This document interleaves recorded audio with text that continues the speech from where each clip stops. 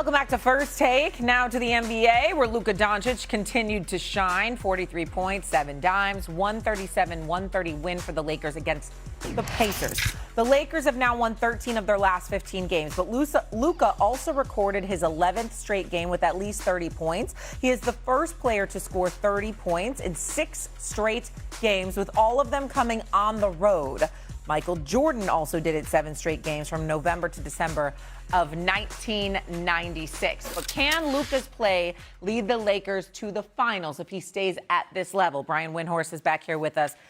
Wendy, what do you think? Now, remind they did play the Pacers last night, but go ahead, Wendy. What do you think? Yeah, but this road trip, which what we're really talking about, is the defining moment to this point in the season for the Lakers. They knew going into the road trip how important it was going to be. Some of these games were very taxing and challenging, and they passed basically every test. They lost the one game, but it was a great win for the Pistons. But I think it was absolutely amazing. And here's the thing. Not only is Luka scoring all these points, like you can go find stretches of games, like you're looking at Jordan because it's on the road. You can go find stretches of games where guys scored lots of points. But the efficiency that he's scoring with is what's so jaw-dropping. I mean, he's shooting 50% in this stretch, over 40% from three. That's just, I mean, in some of the shots, Stephen A., the difficulty, the game in Miami that they played last week, the shots that Luka hit in that game, it was one of the most enjoyable moments I've had watching basketball this season, watching that game in Miami with Luka making that shot making. But I want to point something else out. In this 6-game road trip, he's got 17 steals. And I know that steals are not always the defining way you look at how well a guy's playing defense. And trust me, I promise you, if you break down the possession by possession, there will be possessions on this road trip where Luka was a traffic cone on defense. But there is no doubt to me, Stephen A., watching this Lakers run, how much harder he's working on defense. And I see LeBron doing it too. Luka's getting his hands on a lot of balls. And so the question is can this lead them to the finals? Last night, Oklahoma City lost for the first time in a month. And, they've only got a 1-game lead essentially on San Antonio because San Antonio has lost 2 times in 2 months. So when you look at that as the standard, who's ahead of them? It's very difficult for me to say, oh, yeah, Luka's going to lead them to 8 playoff wins over those 2 teams because that's the pathway they're looking at. But the one thing I'll say, Stephen A., and then I'll hand it to you. The Spurs and Thunder are awesome. I believe that those 2 teams, one of those very highly probably is going to be in the finals. But I just will go back 1 year. I don't need to lean back on 2012 or 2007 because you and I have been around a long time. We can go back to that level. I will just go back 1 year where in March of last year, I saw this little engine that could start putting things together and start having impressive wins and their star player doing impressive stuff. And that was the Indiana Pacers. And so I am not in any way close to touching saying that Luka and the Lakers are going to go on that type of run. I am just going to point out that in the NBA, you sometimes see teams put things together health-wise and chemistry-wise and effort-wise, and things fall into place and they take off. And I think what's happening with the Lakers right now is relevant. That's all I'm going to say. It is relevant. There's no doubt about it. But it doesn't mean they're going to the finals. And the reason why it doesn't mean that way is because, A, they're not good enough defensively to offset the combination of San Antonio and OKC. Probably. Beating one of them is possible. Beating both of them is highly unlikely. That's number one. Number two, they're the second worst in the league in terms of bench production. So as great as Luka is, as great as LeBron has been, as great as Austin Reeves and others can be and have been, the fact remains that depth is an issue with the Los Angeles Lakers, and that is a problem you do not need to have when you're talking about San Antonio and OKC being 2 teams that are roadblocks and impediment to the success that you're hoping to achieve. That's really what this all comes down to. Luka is sensational. He's the league leader in scoring. He's 3rd in the league in assists. We keep forgetting that. He's not just scoring. He's assisting in others scoring the basketball as well. We look at it, Austin Reeves. This is a brother that has arrived on the scene and put everybody on notice about how special he is. And we know he could put up buckets.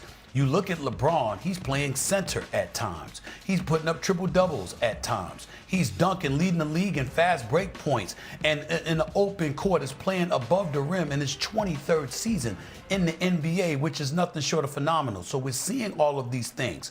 So the question to ask yourself when you ask a question like this is the combination of Luka, AR, and LeBron enough to bring you a championship? And the answer is no, because it's asking too much of those three to do it all for you on both ends of the floor without getting spelled for, because you can't give them a break because nobody comes off the bench to produce for them. That's what you're really, really looking at right now when you're talking about going up against a San Antonio and an OKC. I think the Lakers have a shot to beat San Antonio. I think that's a 7-game series. I really, really do. And then the 7th game with Luka and LeBron having to deal with that, it'd be interesting to see what San Antonio would do and how they'd rise to that occasion. Oklahoma City obviously is a different beast in and of itself because they're champions, they're tried and tested, and they've got a superstar in Shai Gilgeous-Alexander that ain't going anywhere. And Jalen Williams just got back, and Lord help everybody if he gets his legs under him. So those are all things to think about. But I think the answer to this question would be no, but it's not through any fault of Luka. It's the fact that they lack depth, particularly with their bench. And you know what? Defensively, they're better, but they're still not great. Period. That's true. And that's true. I will say this, Shay. I think the Lakers have 2 games left with Oklahoma City, one in OKC, one here in Los Angeles. And OKC is in a reasonably serious fight for the #1 seed, which I think they want. So I don't think they're going to shut guys down for those games. So while I think that the Lakers have really been impressive with this road trip and really worked so hard to get to the 3 seed, this is a better question to ask after seeing them play full power at Oklahoma City over the next, I think it's 7 to 10 days. Okay.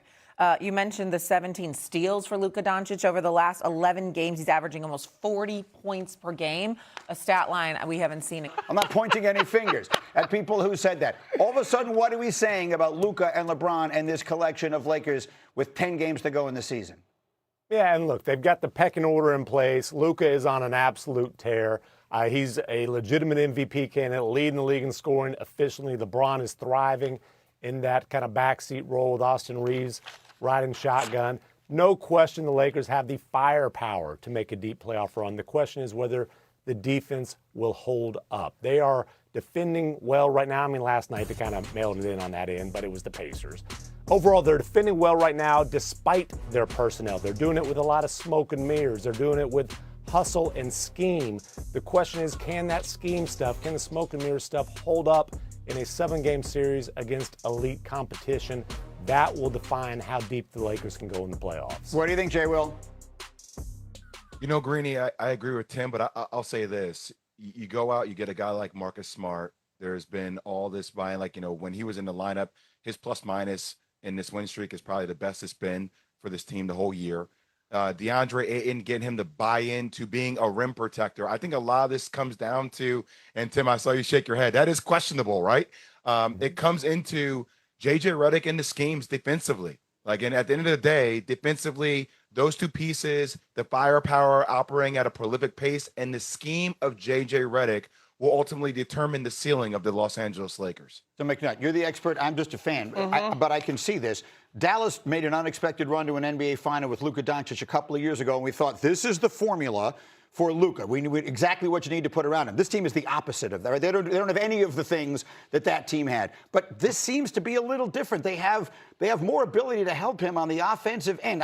It feels to me, just for observing it, like this mix is kind of coming together in a nice way. In the regular season, Greeny, yeah, over a 10-game stretch. I take nothing away from the Lakers. I think they've been great over this stretch. Luka is literally in an 11-game stretch where he's averaging a half a point less than 40 points officially. But as I look at the standings, okay, maybe they get Houston. Well, in this instance, you seem to be a better clutch team than we've seen the Rockets be. We saw last night in terms of the Rockets. But after that, no, I'm not taking them over OKC potentially. I'm not taking them over San Antonio potentially. No. And so I think the issues that we've seen are still very legitimate problems. And I would say this. Yes, Dallas gave us the formula. But Dallas was a team that didn't have to scheme, as Jay pointed out. They didn't have to coach that defense. That defense was legit. You had guys on the back end. Their job was to block shots and cover for Luka, point blank, period. Right. And that's it. And this team doesn't have that. I'm sorry. I thought you were going to. I was just looking at the number here. The Lakers are pretty much locked into 3. Not for certain they won't get caught, but it seems unlikely. They're almost locked into 3. Houston is very likely to be at 6. Tim, you covered that team. You covered Luka his entire career. Does this mix? I mean, he's playing right now at a level that is about as high as we've ever seen from him. I know it's only been whatever it is, this 10 games. We've seen him do this over the course of an entire season. What are you seeing in him right this minute? I mean, this is who Luka is. He is arguably the best offensive player in the league. I mean, he is a scoring machine. He's a basketball savant. And when he is locked in, he can contribute on the defensive end, which we are seeing. He can be a defensive playmaker. He's big. He's got great instincts. He has great hands. Monica, look at the steals. Look at the playmaking. And J.J. Redick will tell you, this is a team stat, not necessarily an individual stat, but when Luka is on ball, statistically, that's when the Lakers, he's the Lakers' best perimeter defense based on statistics. Again, that's about scheme behind him as much as it is about what he's doing on the ball. But the point is, they know how to protect Luka on the defensive end and how he can contribute on that end. So let me just ask you this, McMahon, because you're in Dallas. I defer to you. I think you're right. Let me give Luka his credit for the effort that he's showing. But I remember when the conversation was that Luka just had to hold long enough for the help and the support, the scheme to do their thing. Is this Lakers team, in terms of scheme, help, and support, built as well as those Dallas teams, in your opinion? No, and it gets back to what Jay Will was talking about. Can you depend on DeAndre Ayton to anchor a defense in a deep playoff run? Now, he did it during Phoenix's finals run. That was a long time ago, and there's a reason that he's on his third team in the NBA despite being a number 1 overall pick.